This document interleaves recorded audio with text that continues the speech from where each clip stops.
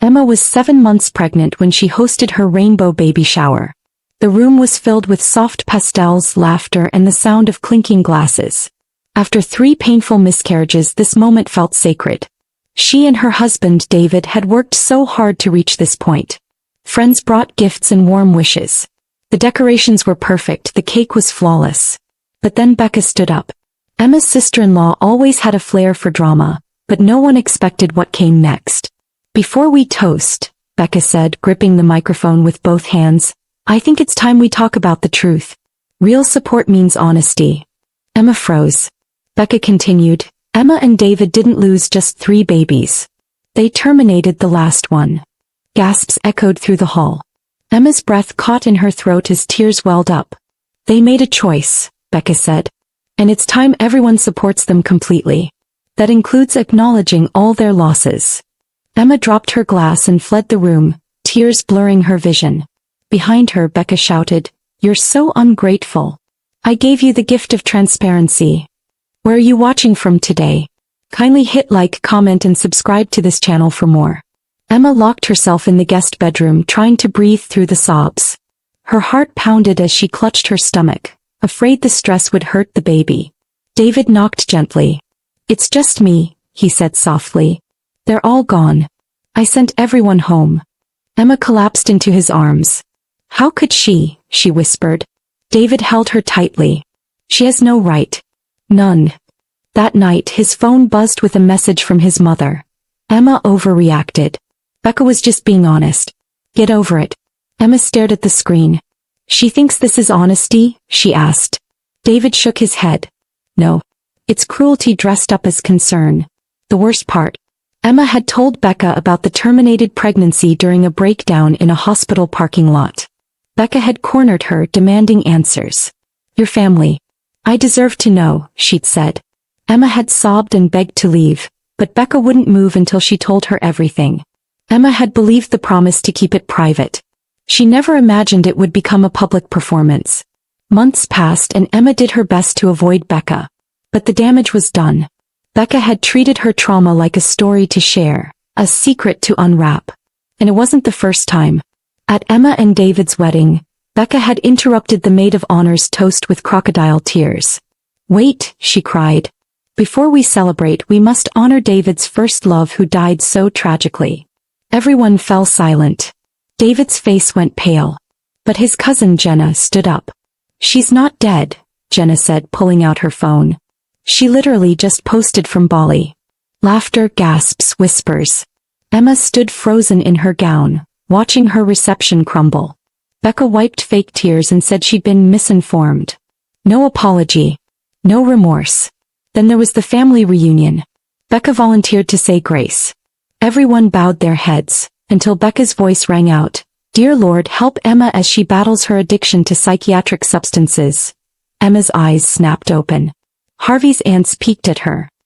His grandmother leaned over and whispered, "What medication?" Emma couldn't breathe. And all of this had started from one panic attack that Becca had forced her to explain. Emma had shaken hands at dinner, smiled at reunions, swallowed tears at weddings, just to keep the peace. But now she saw it clearly. Becca didn't share secrets out of love. He weaponized them. She twisted vulnerability into spectacle. David saw it too, and so did a few others, but most of the family stayed quiet. And then came the anniversary party. Becca asked Emma to help plan it. "Let's move forward," she said sweetly. "Family matters, right?" Emma agreed reluctantly. But something felt off. Every time Becca's phone buzzed, she turned her back to hide the screen. At the party, champagne flowed and guests laughed. But Becca's friends, tipsy and careless, started talking. One leaned over to Emma and whispered, "We saw Becca at that hotel last week. She looked cozy with that tall guy from her husband's company. Eric, I think?" Emma's stomach dropped. She stayed quiet, but her mind began to race. She remembered Becca's vague excuses for book club meetings, church events, nights out that didn't add up. And something inside Emma shifted. Becca believed in transparency. She'd get exactly that. Emma did her homework. She called her friend who worked at the hotel and confirmed it. Becca had been there every Tuesday and Thursday for weeks, checking in with the same man, Eric. Room 423. Holding hands at lunch, disappearing upstairs together. The puzzle pieces clicked into place. Emma said nothing to David. She said nothing to Becca. He just waited. The anniversary party was grand. 200 guests, 5 courses, a white gown like a second wedding. Eric sat with his wife, never once looking at Becca. After dinner, Becca stood to speak. She toasted her husband, spoke about loyalty, honesty, and the strength of their 10-year marriage. Then she turned to Emma. Some people, Becca said, smirking, should learn to be more honest. Real families don't keep secrets. The room turned toward Emma.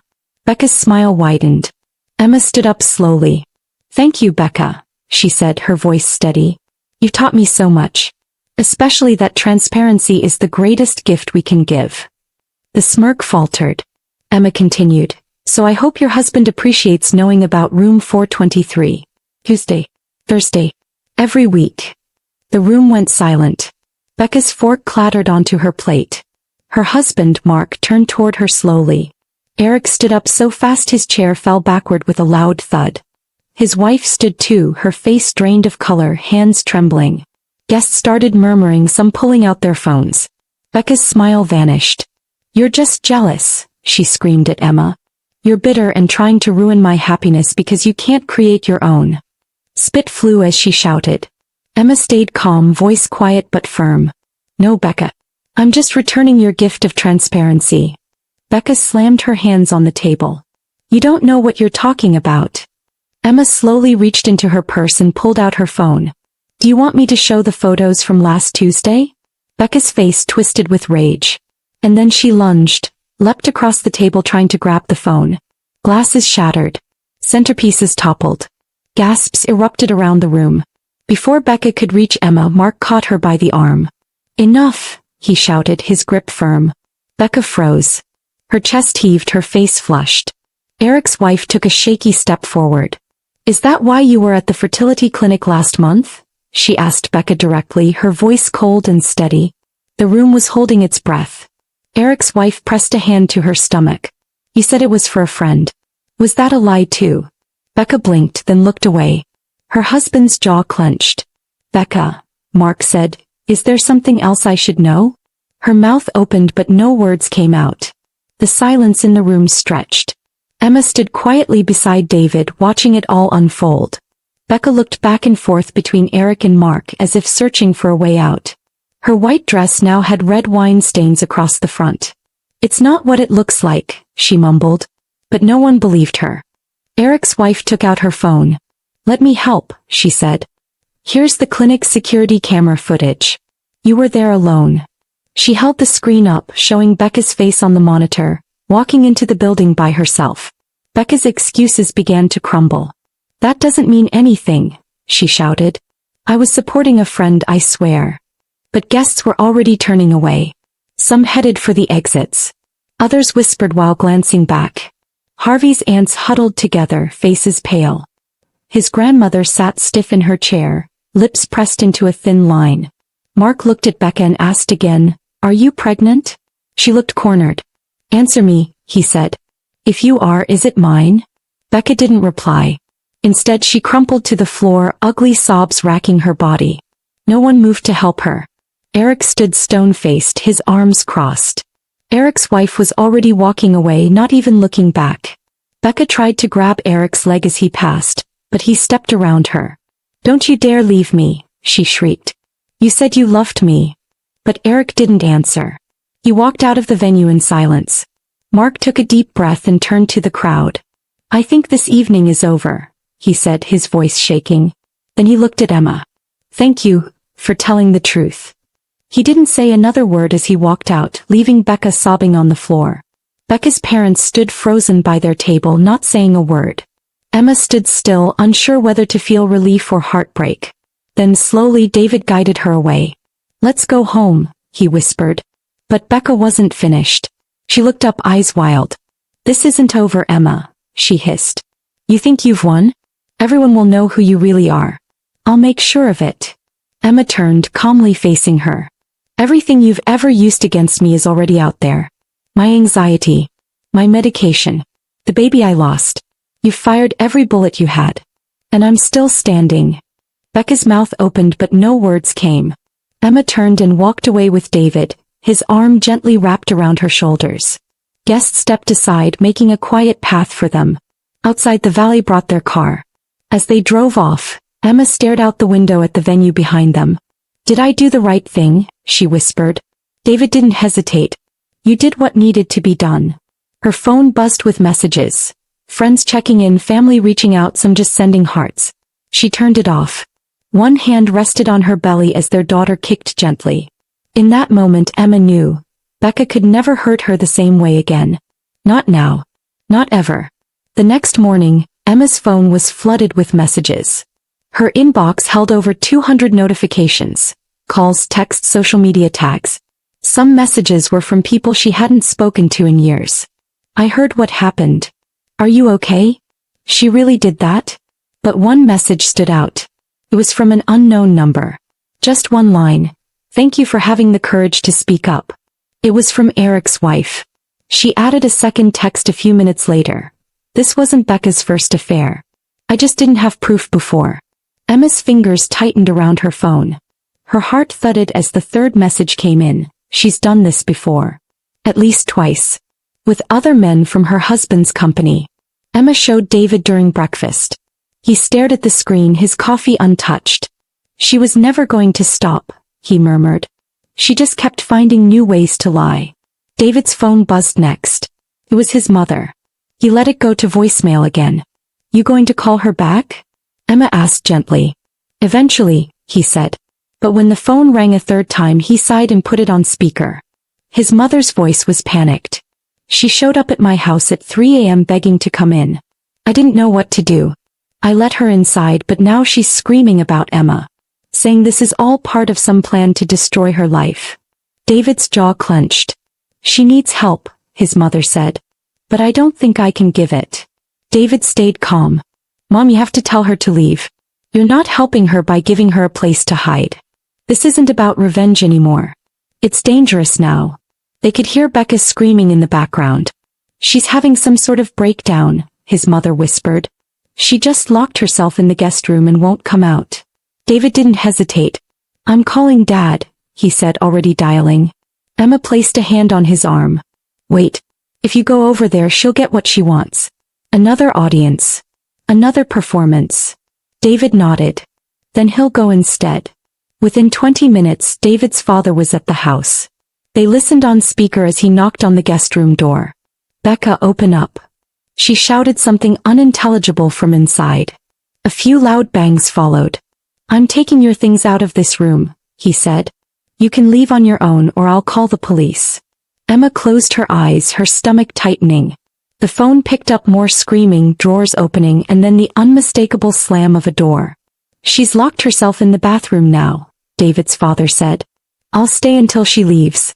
This ends today." 2 hours later, Emma spotted Becca's face on the doorbell camera. "Is that?" she started. David checked the app. "It's her." He bolted the door tighter. Becca rang the bell over and over. Then came the pounding. Emma peeked through the blinds. Becca was in full performance mode, crying loudly, mascara running, holding her stomach like she was in pain. Their elderly neighbor, Mrs. Lane, stepped outside. "Is everything all right, dear?" Becca turned to her dramatically. "They kicked me out. I'm pregnant and they've abandoned me." Emma watched as Mrs. Lane's face shifted from sympathy to suspicion. "Do you have someone you can call?" she asked. Becca's tone snapped like a switch. "No. Everyone's turned against me." She stormed to her car and peeled away. That evening, David's cousin Benji texted. "He's here. She's going door to door in my apartment complex." Emma and David stared at the screen. "What is she doing?" Emma whispered. Benji sent another message. "She's telling different stories to everyone. In one version you attacked her. In another you were drunk and hallucinating. In the third, you faked everything to ruin her marriage." Emma sank into the couch. "She's rewriting history." "She's desperate," David said. "And dangerous." The family group chat soon erupted with confusion. One uncle asked, "Did Emma really make up the affair?" A cousin chimed in, "Becca told me she was hospitalized from stress." The truth, once so clear, was starting to crack. David called his grandmother immediately, hoping to explain. But she was already conflicted. "Becca came here this morning," she said. "Brought flowers. Said you were spreading lies because you're emotionally unstable. Grandma, she cried. David said she was having a baby and didn't know who to trust. Emma bit her lip. David sighed, trying to stay calm. She's manipulating you, he said gently. She's done it to everyone. I know, his grandmother whispered. I think I've always known. But she's so good at it. She makes you feel sorry for her even when you know she's wrong. She doesn't need sympathy, David said. She needs consequences. That afternoon, Emma gathered every piece of proof she had. Screenshots, texts, photos from hotel visits, messages from Eric's wife. But as she scrolled through them, doubt crept in. What if she says these are fake, she asked. David looked over. They're not. I know, but people believe what they want. She's good at planting seeds. David wrapped his arm around her. Then we water the truth. We keep documenting everything. That night John, Becca's husband, called. His voice sounded hollow. I found more, he said. There's a second phone. Receipts hidden behind old photo albums. Jewelry I've never seen. She used our savings. I don't even know how much she's taken. She took $30,000, John said. Gone. Transferred out of our joint account over the past 2 weeks. She's been planning this for a while. David stared at the speakerphone. Do you know where she is? No, John answered. I think she's hiding. But she's still calling. Every hour. Crying, begging, threatening. I don't know what's real anymore. You're not alone, David said. We're in this together. Emma sat quietly, her hand resting on her baby bump. A woman with nothing to lose and that much money? He was dangerous. And unpredictable. The next morning, Emma woke up to 57 Facebook notifications. Becca had posted a long emotional story in the family group. She painted herself as the victim of a cruel conspiracy. Claimed Emma had faked the photos. Said David was being controlled. That the stress from Emma's lies had caused a miscarriage. She's weaponizing my pregnancy, Emma whispered. The comments were a war zone. Some relatives sided with Emma. Others defended Becca. But the worst were the ones who said, we'll never know what's true anymore. We need a plan, Emma said. This is more than drama now. This is defamation. Victoria, their lawyer friend, came over that evening. Emma handed her a folder the size of a small phone book. Start here, she said. Victoria flipped through the evidence. Good. Keep collecting. Don't respond to anything directly. Let her keep talking while we prepare. David asked, can we sue her for this? Victoria nodded. Eventually. But it's more important to protect yourselves first. You're about to have a baby. Emma sighed. I just want peace. You'll get it, Victoria promised. But with people like Becca you have to fight for it first.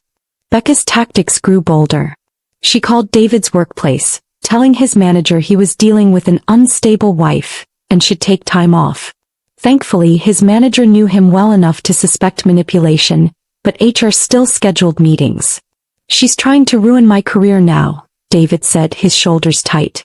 Emma spotted Becca's car in parking lots, 3 vehicles behind them on the highway, even outside her prenatal appointment. She refused to take her anxiety medication, fearing it could harm the baby, so she endured the panic attacks.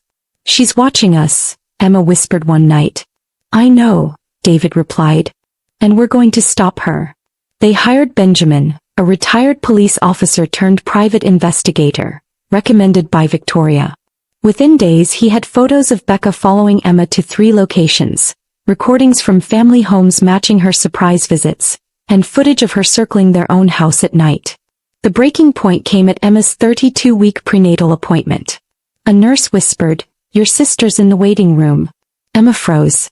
I don't have a sister. It was Becca, claiming there was a family emergency, then trying to access Emma's medical records. When the hospital refused, she became aggressive, forcing security to escort her out. That afternoon, David filed for a restraining order. The legal papers only made Becca more erratic. She created fake social media accounts to spread rumors, contacted Emma's old friends, and even sent anonymous letters to neighbors warning about dangerous criminals next door. John called late one night. She's pounding on my hotel door at 2 in the morning, he said. She's begging 1 minute, threatening the next. Thanksgiving plans crumbled as the family split into factions. Some defending Becca, others cutting her off completely. Emma documented everything, building a wall of evidence. "We'll win," Victoria assured them. "It's just a matter of time." One evening the doorbell rang. Through the peephole, Emma saw a woman claiming to be from Child Protective Services. Emma asked for ID, none. The woman walked quickly to a car. Security footage revealed it was Becca's. Impersonating a government worker was a felony. The police issued a warrant. Days later, Becca's car was found abandoned 2 states away. She'd emptied her accounts and disappeared. For the first time in months, the house was quiet. Their daughter was born at 35 weeks, small but healthy. Emma held her close in the hospital, a tear rolling down her cheek. "We made it," she whispered. Weeks passed without incident. Then Eric's wife called. Becca had sent Eric a letter claiming she'd had his baby and wanted him to leave his wife. The timeline was impossible, but the lie proved she was still scheming. Months later, news broke. Becca had been arrested in another state for fraud, impersonating a nurse and trying to blackmail a doctor. Prosecutors built a case, adding Emma and David's evidence of harassment and stalking. "She's finally going to face real consequences," David said. Emma nodded, feeling the first real weight lift from her chest. The trial stretched on for weeks. Witness after witness described Becca's lies and cruelty. John with his financial evidence, Eric's wife with proof of the affair, Benjamin with his surveillance. Benji played audio recordings of Becca bragging about humiliating Emma at her baby shower. The jury saw the fertility clinic footage, the hotel photos, and the impersonation attempt at the hospital. Becca sat in court in a plain gray suit, scribbling angry notes to her lawyer, but the calculating look never left her eyes. The verdict, guilty on all counts. She was held without bail until sentencing. 6 weeks later, the courtroom was packed for sentencing. The judge listed every charge: stalking, fraud, harassment, impersonating an official, and spoke about Becca's pattern of deliberate cruelty, especially toward Emma during pregnancy. "You targeted people at their most vulnerable moments," the judge said. "That is the definition of predatory behavior." The sentence: 8 years in prison, parole possible after 5. Becca's parents wept quietly in the back. Emma held her daughter in her lap, watching the woman who had tried to destroy her family be led away in handcuffs. Outside the courthouse, Emma stood surrounded by David, their daughter, and the few family members who had stood by them. Reporters asked for comments, but she simply said, "The truth speaks for itself." As they walked away, she thought about the years of manipulation, the public humiliations, the nights spent wondering what Becca's next move would be. It was over now. The road to healing would be long, but it was finally theirs to walk without looking over their shoulders. David squeezed her hand. "We're free," he whispered. For the first time in a long while, Emma believed it. Moral lesson: cruelty disguised as honesty is still cruelty. Protect your boundaries, document the truth, and never let someone weaponize your vulnerability. Remember to hit the like button, comment, and subscribe to this channel for more of this.